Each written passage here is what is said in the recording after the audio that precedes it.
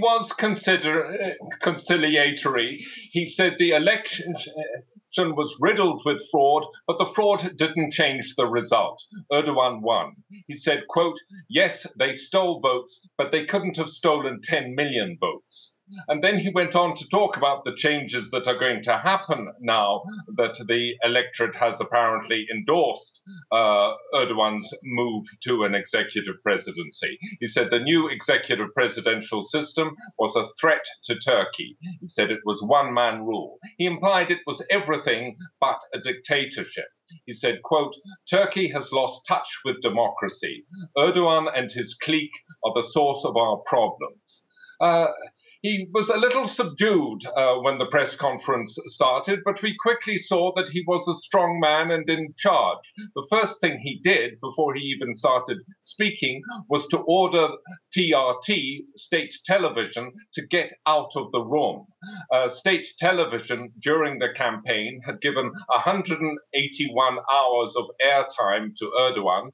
It had given 15 hours of airtime to Ince.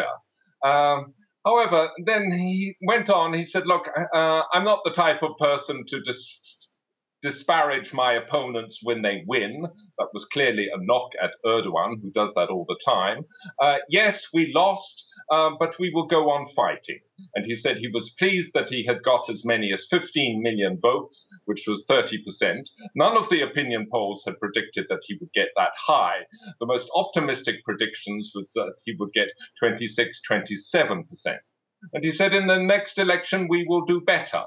And then he apologized for conceding defeat in an SMS to a reporter last night. He recognized that he should have conceded in a press conference or a speech to the general public. So, Jasper, this opposition candidate has been saying that this will be a one-man regime. We are heading into this new version of politics now in Turkey following that referendum from last year. How is that going to play out, and what kind of effect will all of this have on average Turks? Well, those who love Erdogan, and they appear to be about half the country, not talking about by last night, but previous elections have indicated that as well, they will go along with him. Some of them might have second thoughts as the economy continues to deteriorate, which is what economists are predicting. However, the other half of the country, which loathes Erdogan, and that's no secret, an AK Party senior official has conceded that, they are calling him a dictator, and they are very worried about this transformation of the country.